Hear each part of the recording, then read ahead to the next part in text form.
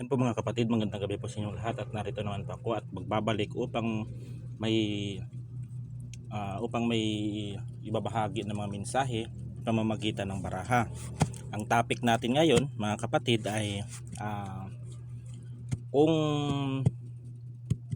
ano ang plano ng ating Panginoon sa inyo. Ano nga ba ang kanyang plano? Yan. Sisilipin natin kung anong plano ng ating Panginoon sa inyo mga kapatid.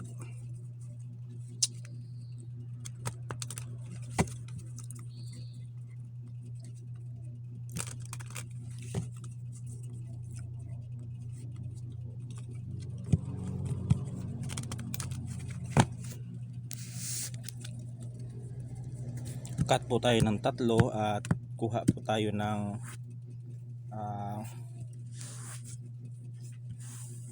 13 baraha.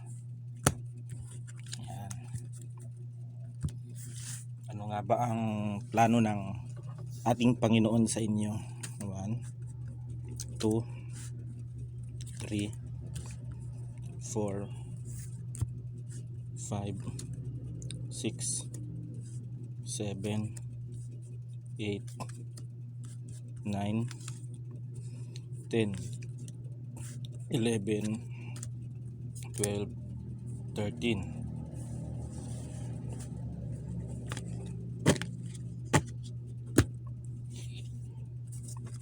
Ano nga ba ang plano ng ating Panginoon sa inyo? The strength.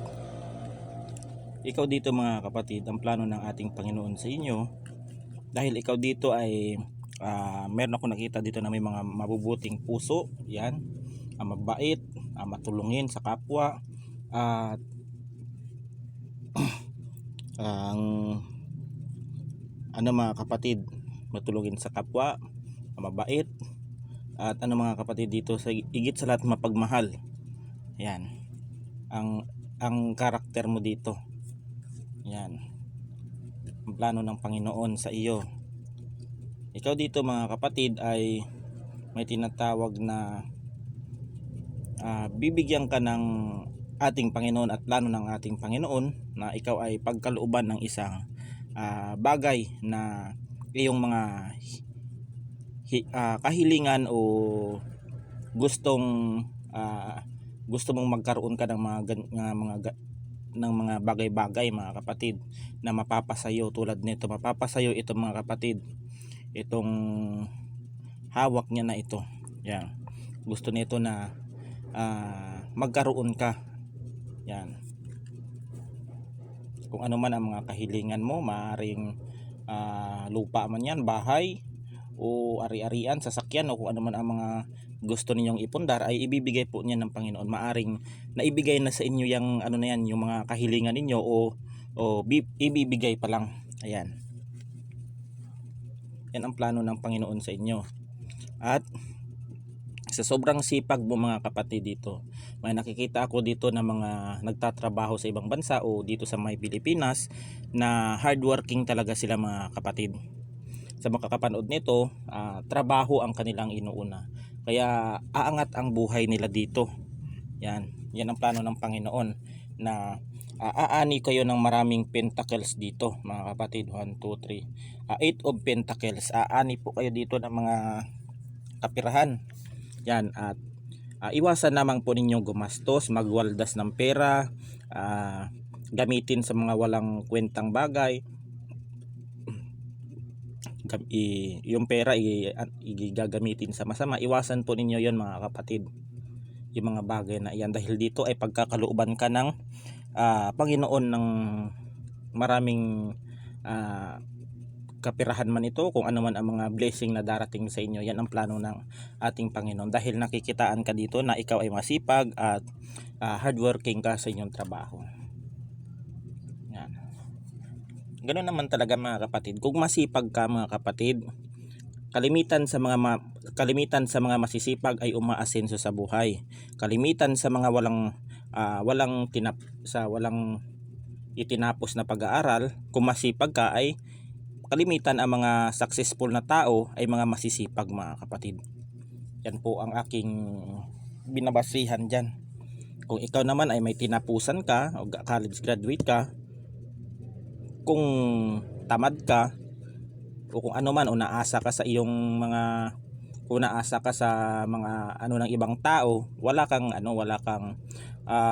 mapapala doon mga kapatid. Pero kung mag ano ka dito, magsipag ka, magtrabaho ka, pagtrabahuhan mo, pag sumikapan mo, aani ka dito ng mga blessing o kapirahan na nasa iyo.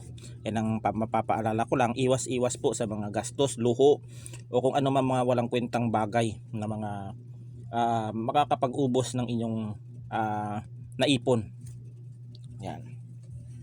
Dapat po marunong po kayo mag-budget pag meron kayong ganyan. Kasi pag nawalan kayo at wala kayong malapitan ay matataranta kayo dyan mga kapatid. Ayan. The Lovers. Ayan. May nakikita ako dito mga kapatid na sa mga magkakarelasyon ngayon, yung wala pang relasyon ay nakikita ko na may makikilala kayong isang tao, mabababae man o lalaki, may makikita kayo dito. Yan, maaring sa event, pagtatagpuin kayo dito ni Universe mga kapatid, maaring sa event, maaring sa kung ano man, handaan, kung ano, basta makikilala nyo itong tao na ito. Yan, ang tadhana ang magtatagpo sa inyo nito. Maaring mayroon din na mga tao na nagkakilala na at maayos naman ang mga relasyon nila sa ngayon. Yan ang mga nakikita ko. Yan. Kung meron kayong karelasyon para hindi masira ang inyong pinagsamahan o kung ano man ang mga itinatag ninyo, ang mga plano niyo sa buhay, umiwas po kayo sa tukso mga kapatid. Dahil yan po ang unang sisira sa inyong relasyon, lalong-lalo na kung may mga anak kayo at kung may mga pamilya na kayong ibinuo, dahil maaaring mahihirapan at maiipit sa sitwasyon ng inyong mga anak dito. Yan. Yan ang ano dyan mga kapatid, katotohanan. Ace of Swords. Ikaw dito mga kapatid ay dati ka ring nawala ng pag-asa sa buhay dito. Nawalan ka rin ng pag-asa sa buhay. Tapos napag-isip-isipan mo kung ganun at ganun lang ang mangyayari sa buhay mo, ay talagang malulugmok at mawawalan ka ng pag-asa. Kaya naisipan mong lumaban dito mga kapatid. Nagsumikap ka, iginapang mo sa hirap ang iyong pamilya, nagtrabaho ka. Yun, lumaban ka talaga sa hirap at darating ang araw ay makakaahon ka dito mga kapatid, dahil ikaw dito ay guided ni Universe. Yan, guided ka dito. Knight of Cups. Ikaw dito mga kapatid, ang plano ng Panginoon sa iyo ay ikaw ay magtatagumpay sa iyong mga pangarap, sa iyong gustong marating sa buhay, sa iyong gustong kung ikaw ay magiging mga kapatid, ikaw ay magiging masipag lang dito, ay aasinso ka dito mga kapatid. Aasinso ka. Yan ang plano ng ating Panginoon, na magtatagumpay ka at hawak-hawak mo na itong cups na ito. Yan, Knight of Cups. Yan ang gusto ng Panginoon sa inyo, kaya pagbutihin ninyo. Kung may mga trabaho kayo na mga mararangal, maayos, magandang trabaho, maayos na prosesyon, yan, pagsumikapan ninyo mga kapatid. Nasa tao po ang pagdadala niyan. Ingatan ninyo ang inyong trabaho, mahalin ninyo, dahil ang Panginoon ang may takda niyan. Ang Panginoon ang may takda niyan para umabot kayo sa ganyang posisyon. Kaya mahalin ninyo ang inyong trabaho, huwag ninyong abusuhin, huwag ninyong gamitin sa mga personal interest para sa ikakaangat ninyo. Huwag ninyong apakan ng mga tao na mga maliliit tulad na mga mahihirap. Huwag po, gamitin po natin sa tama ang inyong kakayahan, dahil lahat tayo ay may kanya-kanyang kakayahan na ibinigay sa atin ng Panginoon. Kung ano man ang kakayahan na ibinigay sa inyo, tanggapin ninyo, mahalin ninyo at pagkaingatan, dahil yan po ay regalo ng ating Panginoon. Dahil bihira lang bihira lang tayo pagkalooban ng Panginoon ng kakayahang ganyan. Kaya mahalin ninyo at huwag abusuhin, dahil pag inabuso ninyo yan, yung mga pinaghirapan ninyo, yan yung mga yan yung mga pinaghirapan ninyo, at yung mga narating ninyo sa buhay ay mawawala yan pag inabuso ninyo at ginamit ninyo sa mali ang inyong pag ginamit niyo sa mali ang inyong mga trabaho. Ayan po mga kapatid, mahalin natin ang ating trabaho. Tulad ng ganito, kahit manggagamot ako, kahit pet healer ako, kahit tarot card reader ako, ay minahal ko ang trabahong ito. Kahit sinasabihan ako ng iba, nasira ang ulo, nahihibang, baliw, o kung ano man, minahal ko ang trabahong ito. Kahit ano ang sinasabi sa akin ng ibang tao, pinaninindigan ko dahil alam kong tama ang aking ang aking trabahong ito, at wala akong inaapakang tao, wala akong sinisiraan, wala akong binabalasubas na mga kapwa ko. Kaya ako ay nirerespeto ko ang bawat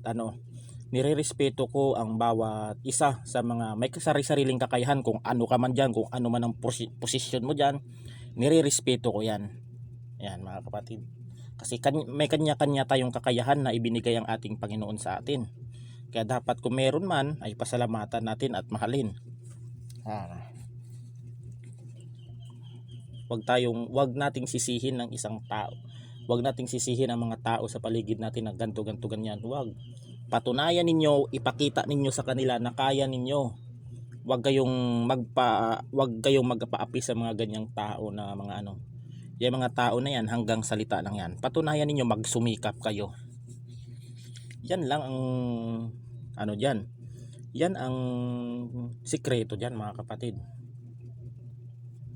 Ang kahit ganito lang ako, kahit tarot card reader, wala akong binabalasubas na tao, wala akong pinapahirapan, wala akong sinasaktan, wala akong isinusumpang tao, wala akong ginagawang mali sa aking kapwa, sapagkat ang trabaho ko ay ginagawa ko lang sa mga client ko. Kung ano yung trabaho na gusto ng client ko, o kung mga pasyente ko, kung ano yung mga nakikita ko sa pasyente ko, ay sinasabi ko ng totoo, hindi ako nagsisinungaling.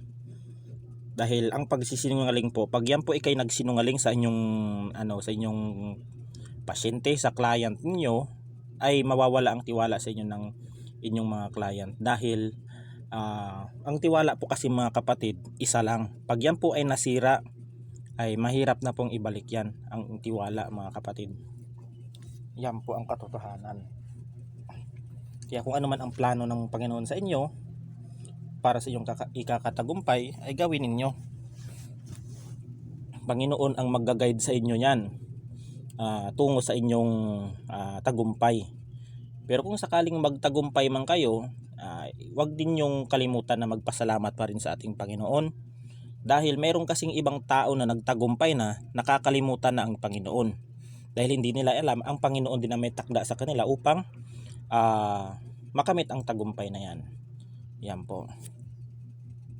May iba kasi, yung iba sumikat o kung ano, nakakalimutan na ang ating Panginoon. Ang taas na ng tingin sa sarili. Yan ang katotohanan dyan. Di na nakakapagdasal, hindi na yung kakagawa ng mabuti. May mag-ingat lang kayo mga kapatid, dahil meron ditong isang tao na talagang inggit na inggit sa iyong tagumpay, na ang lahat ng mga naipundar mo ay mawala. Ito, masira, mawala.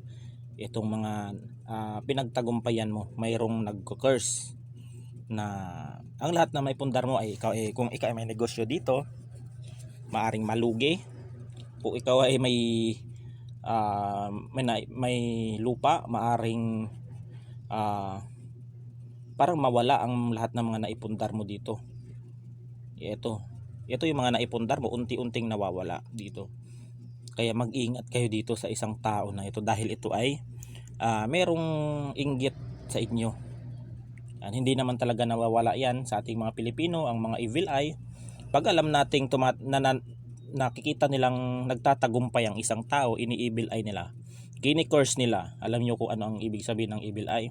Pag nakikita nila ang isang tao na nagtagumpay, nakabili ng gamit, nakapundar ng isang ektaryang lupa, nakapundar ng isang bahay, i-curse ng mga yan, yung mga taong may inggit sa inyo.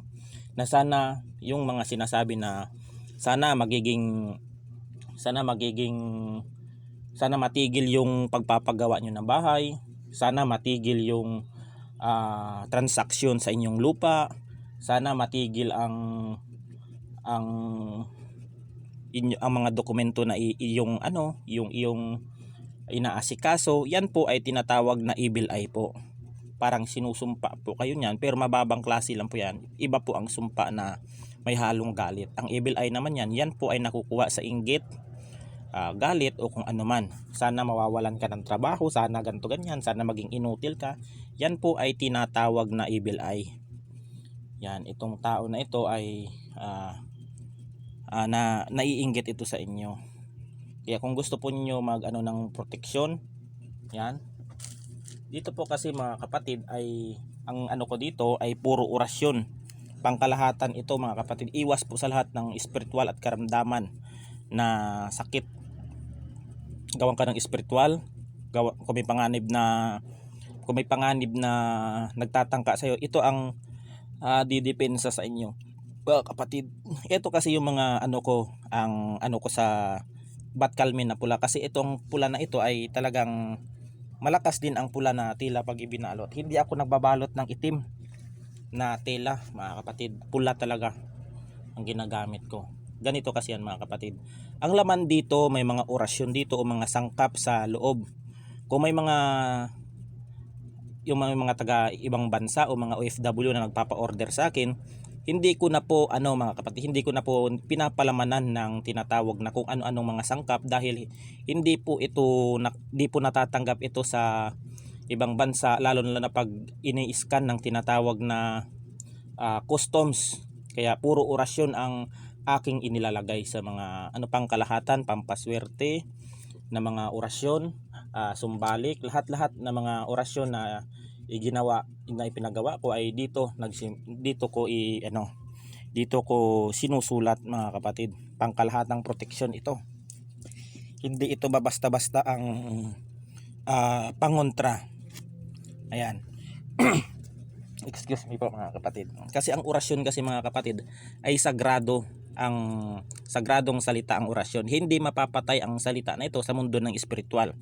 Ang sinasabi nila, bawal ipasok sa patay, bawal ipasok sa sementeryo, bawal ipasok sa kung saan-saan. Pwedeng ipasok ang sagradong salita. Nakadepende po 'yon sa taong gumawa at sa taong naniniwala sa kung paano gawin ang pamamaraan. Ito kasi mga kapatid, sagradong salita ito ay mga Latin na pangkalahatan, wala pong halong kaliwa dito. Ito po ay pang proteksyon sa physical, spiritual, at sa material, at sa pampaswerte na rin sa pangkalahatan kontra evil eye. Lahat ng orasyon na apat na back to back na bond paper ay naandito. Naisinulat ko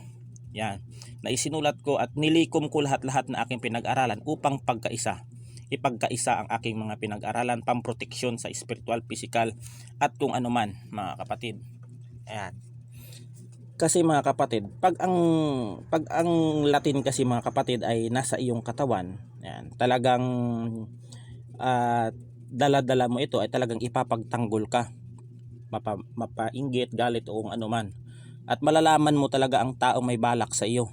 Kung may masama na binabalak sa iyo, malalaman mo. Kung kaharap mo man ang aswang o kung ano man, malalaman mo at hindi yan magtatagal sa iyo. Yan po ang sa aking mga orasyon na At marami na rin ang kumukuha nito. Ni kahit kailan ay ang mga kumukuha dito sa aking pangontra ay walang nagreklamo o kung ano man. At ang pangontra na ginagawa ko mga kapatid ay puro spiritual. Yan. May physical din, pero wag po ninyong susubukin ang wag po ninyong subukin ang pangontra. Hayaan nyo ang pangontra ang didepensa sa iyo sa oras ng kagipitan. Ayan, marami na akong karanasan dito sa gantong pangontra na gamit ko, mga kapatid. Na marami na. Kasi ang mga kapatid, pag ang mga pangontra o gamit mo ay sinubok mo, ipapahiya ka niyan, mga kapatid. Ipapahiya ka niyan dahil ang gabay niyan sa iyong medalyon, kung ikaw man ay may medalyon, kung may gabay ka dito, ayan, tulad ng Trispeko na may 3 persona, ayan. Kung ikaw naman siguro ang tao, mga kapatid, ang gabay nito o dinadasalan mo nito na andito yung gabay. Yan. Tapos, yung medalyon mo na iyan ay ipinabaril mo. Ipapahiya ka ng gamit na yan, mga kapatid, dahil alam nyo kung bakit. Kahit sino naman siguro, ikaw na tao, babarilin ka. Siyempre tatakbo ka. Ganon din ang sa medalyon. Ganon din ang gabay sa medalyon o kung ano ang dinasal mo dyan. Aalis yan kasi ikaw ba naman babarilin ka di ka tatakbo. Ganon din sa mundo ng spiritual. Aalis ang gabay mo dyan sa iyong medalyon. Aalis yan. Hindi ka pagtatanggol yang gawa nung sinubok mo ang kakayahan ng iyong medalyon. Parang wala kang tiwala sa iyong medalyon, kaya ikaw dito ay pinapahiya. Yan ang katotohanan dyan. Yan ang katotohanan. Tulad ng dito, marami nang umorder sa akin nito ng ni kahit isa ay walang nagreklamo. Dahil ang orasyon kasi, mga kapatid, pag nasa katawan mo yan, kapag katabi-tabi mo yan, nasa iyong katawan o nakalagay yan kung saan mo tinago yan, basta nasa loob ng inyong at nakadikit sa inyo, poprotektahan kayo yan, mga kapatid. Kasi yan ay ang mga banal na salita na yan sa mundo ng spiritual, mga espiritu yan. Hindi nakikita yan. Hindi nakikita. Ang mga nakakakita niyan yung mga may third eye lang o mga psychic. Pero hindi nakikita yan na may mga gabayan, kasi ang bawat letra ng mga ganito ay mga ganyan, yung mga basag niyan ng mga letra ay mga espiritu yan, mga kapatid, tulad ng Diyos na yan. Yan ay espiritu, ang espiritu yan. Yan yung Amarok na yan, yan po ay Ama.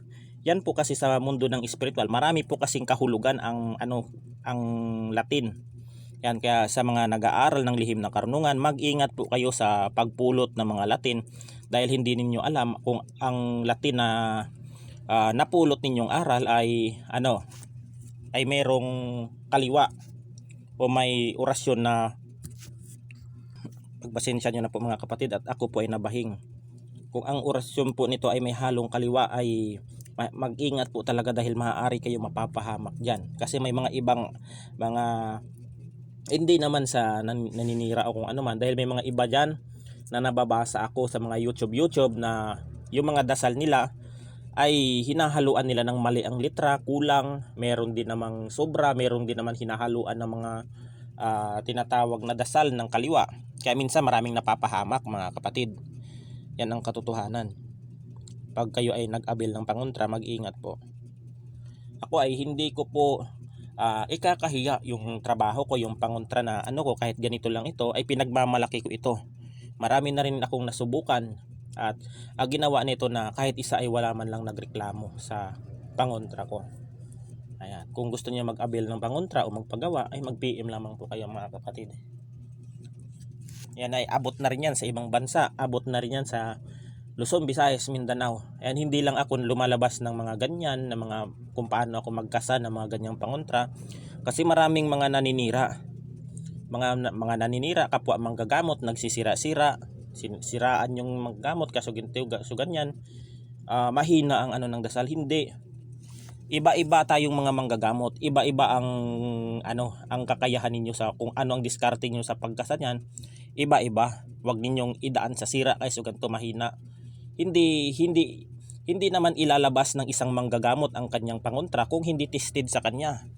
Ayan, kung hindi tested sa kanya, at kung wala siyang napatunayan sa kanyang sarili, dahil ayaw naman ng isang manggagamot na ilalabas niya ang kanyang pangontra na mapapahamak ang kanyang mga pasyente. Dahil pag napahamak yun, nasa kanya din ang balik, sira din ang pangalan ng isang manggagamot. Ganon ang katotohanan dyan, mga kapatid. Yan yon. Kaya mas maganda na kung ako sa inyo, mag-abil kayo ng pangontra na wala pa kayong iniindang iniindang spiritual na karamdaman. Yung iba kasi saka pa lang mag-aabil ng pangontra kung natamaan na. Yan. Kalimitan kasi ang biktima ng mga ganyan, yung mga biktima ng mga black magic spell na yan o evil eye na yan, yan yung mga nabibiktima, yung mga umaasenso na tao. Yan ang kalimitang nabibiktima.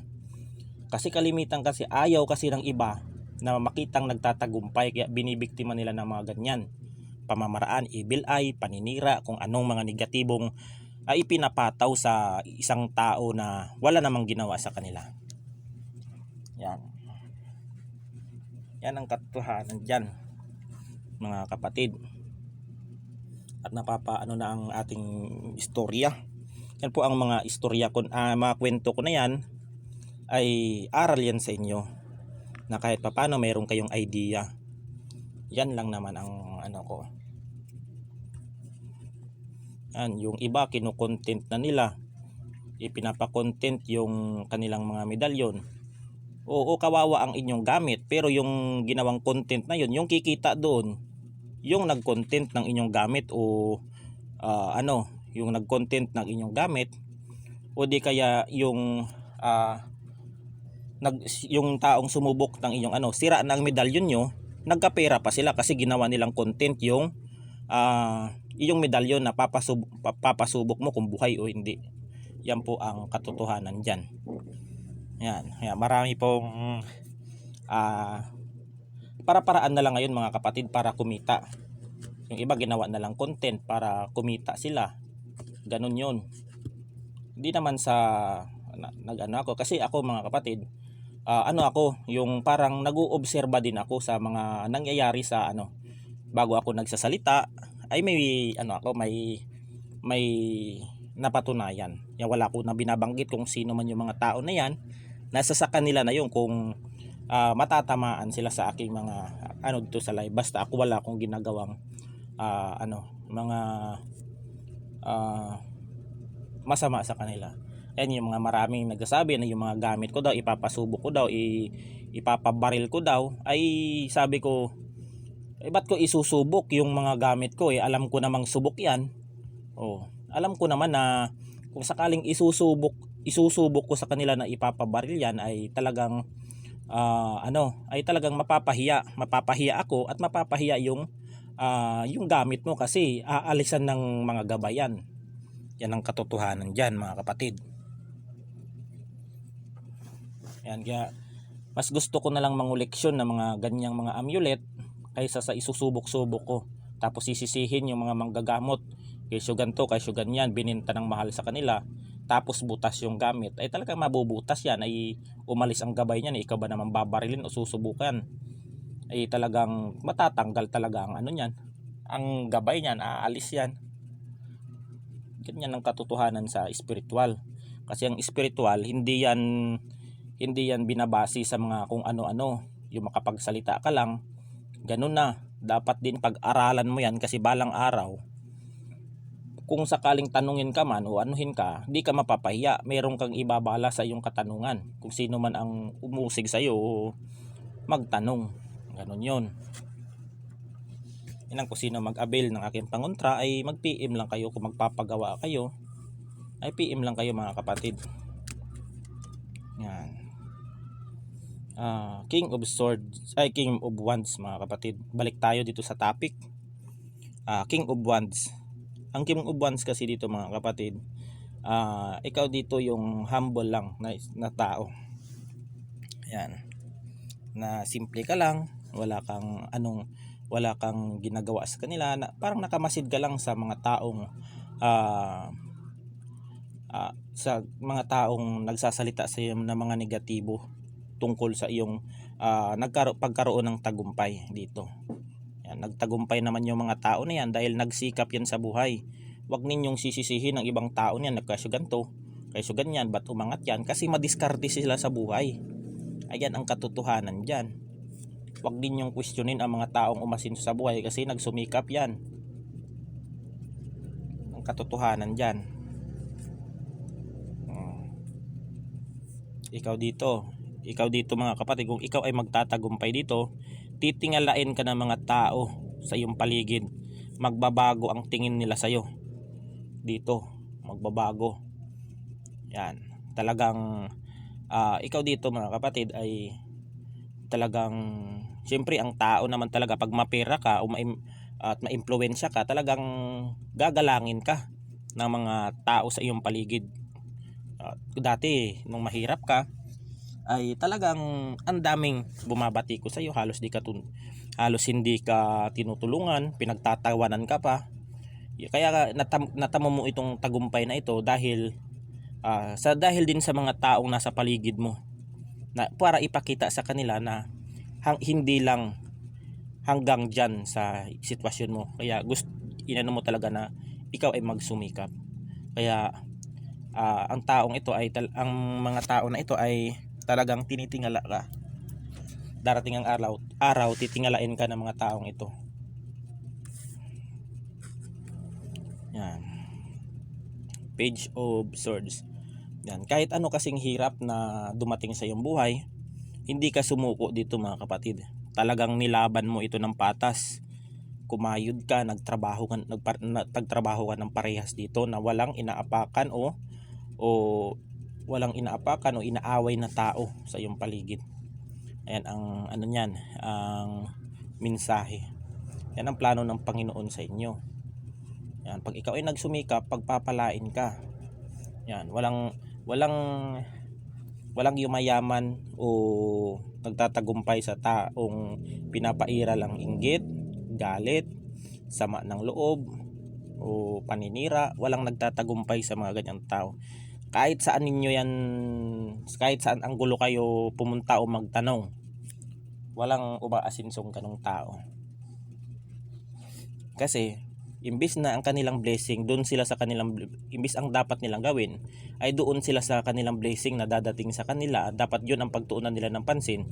Kaya nauudlot ang blessing na dumadating sa kanila kasi yung blessing ng iba ang kanilang binabantayan. Yan ang katotohanan dyan. Kaya tapos yung blessing ng iba na yun, magagalit sila kung ano-ano ang mga sinasabi nilang hindi maganda. Bakit yun? Mag-focus kayo sa blessing ng inyo, wag yung blessing ng iba. Kasi pag tuwing magbabantay kayo sa blessing ng iba, hindi nyo alam, napapag-iwanan na kayo na imbis na mag-focus kayo sa inyo. Yan, wag kayong magtanim ng ayan lang ang yung mga makakapanood nito sa aking mga vlog na ito. Wag kayong magtanim ng galit sa inyong kapwa. Yan, yung mga umaasenso na yan, wag ninyong siraan, wag ninyong awayin, wag ninyong gawan ng kung ano-anong mga issue na hindi naman totoo. Ang gawin ninyong inspirasyon at higitan. Yan ang katotohanan dyan. Gawin yung inspirasyon ang tao kung ano man ang ginawa niyan para nag-asenso sa buhay. Wag ninyong siraan o hilain pababa, kasi sarili lang ninyo ang inyong sinisira at winawalang hiya, kasi nagre-reflection yan sa inyong pag-uugali at pagkatao. Yan ang katotohanan dyan. Gawin ninyong inspirasyon. Yan, wag gawin ninyong inspirasyon, higitan ninyo. Yan, kumilos kayo, wag kayong tatamad-tamad, wag kayong pakuya-kuyakoy. Yan ang katotohanan dyan. Kasi kung itong nagtagumpay na ito at ginawa ninyo ng issue o kung ano man na hindi naman totoo, talagang lalaban ito mga kapatid. Ipaglalaban niya ang kanyang reputasyon dito. Ayaw na nito na ang kanyang pagkatao ay sirain pa muli, iyurakan man o kung ano man ang ginawa. Lalaban itong taong nagtagumpay na ito o kayo man ito, lalaban kayo dito kasi ayaw na ninyong nakikitang insultuhin kayo, gawan kayo ng maaring kayo dito ay makakasuhan ninyo to ang taong ito na sa inyo, o maaring makulong pa ito sa paninira. Dahil ngayon mga kapatid, ang paninirang puri mga kapatid, o siraan man ninyo ang isang tao sa maling paraan, ay pwede kang makulong doon. Paninirang puri yun mga kapatid, sinira mo ang pagkatao nun, pwede kang makulong. Kaya kung ano man ang nito, kung kayo man ay siniraan nito at narinig niyo yung mga balita na mga mali na mga pamamaraan nila, maaring kayo ay magkakaso dito o di kaya mapapakulong nyo itong mga taong mga walang magawa sa buhay. Ayan. Kasi ang Diyos ang ano ni alam na ng Panginoon na kayo ay ang mga ginawa sa dati nung naghihirap ka. Kung ikaw ay magtatagumpay, lalabas 'yon mga kapatid. Lalabas ang lahat ng mga pinagsasabi sa inyo, kinikwento sa inyo hindi totoo. Lalabas at lalabas 'yon kasi dito ay ka dito mga kapatid, tinatawag na ikaw dito ay gagalangin ka dito. Parang mag-iiba ang tingin ng tao sa inyo. Yan ang lahat ng mga na ito mga kapatid, ang lahat ng mga issue, chismis o kung ano man ang ginawa sa inyo na hindi maganda ay lalabas ito. At pag narinig ninyo ito na na siniraan ka dito, maaling ireklamo mo ito, ipabarangay mo ito o sakaling makasuhan mo ito dahil paninirang puri ito mga kapatid. Maaring pwede kang makulong diyan sa paninirang puri na yan. Yan ang katotohanan diyan. Kaya ang bunganga natin, paminsan-minsan, kontrolin din natin mga kapatid dahil hindi ninyo alam ang pagsasalita ninyo, hindi ninyo alam ay napapahamak na kayo sa inyong ginagawa. Ang katotohanan diyan.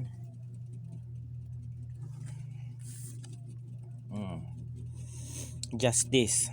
Ang justice na ito, ang lahat ng mga ginawa sa inyo, ayan, malalaman mo ito mga kapatid darating ang araw. Ang lahat ng issue, ang lahat ng mga sinasabi na hindi maganda sa iyo, lalabas at lalabas ito. Kung sino man ang nagkwento sa inyo na hindi maganda, kung sino man ang nanira sa iyo, malalaman at malalaman mo ito sa huli mga kapatid. Yan yung sinasabi ko, walang baho na hindi nabubunyag. Kahit itago mo man yan ng ilang taon, umabot man yung 2 dekada ng pagtago mo niyan na hindi malaman, aalingasaw at aalingasaw yan. Lalabas ang baho na yan. Kaya huwag kayong magpakampante. Yan, gamitin niyo ang utak ninyo sa mga dyan, sa mga mahilig manira. Ang katotohanan dyan. Yan, dito. Ito ang last na mensahe ay magkakaroon ka dito ng mga bahay, kotse. Ikaw dito ay magiging ka dito sa huli, magiging asinsado ka. Yan. Magkakaroon ka ng magandang pamilya, masayang pamilya, dahil ikaw dito ay guided ng ating Panginoon. Yan. Itong pentacles na ito ay bunga po yan ng iyong pinaghirapan. Ayan po ang katotohanan dyan, ang 6 of Pentacles. Ayan, napakagandang mensahe na may mapupulutan kayo ng aral sa aking vlog na ito. Ayan lang mga kapatid. At huwag ninyong kalimutang i-like, i-share at i-subscribe itong aking YouTube channel at Facebook page na Maestro Apo Vlogs and Reels, aking YouTube channel na Maestro Apo at ang aking official Facebook page na Hashim Sandalphon Tetragrammaton. Ayan po. Sa muli, hanggang dito na lang at God bless us all.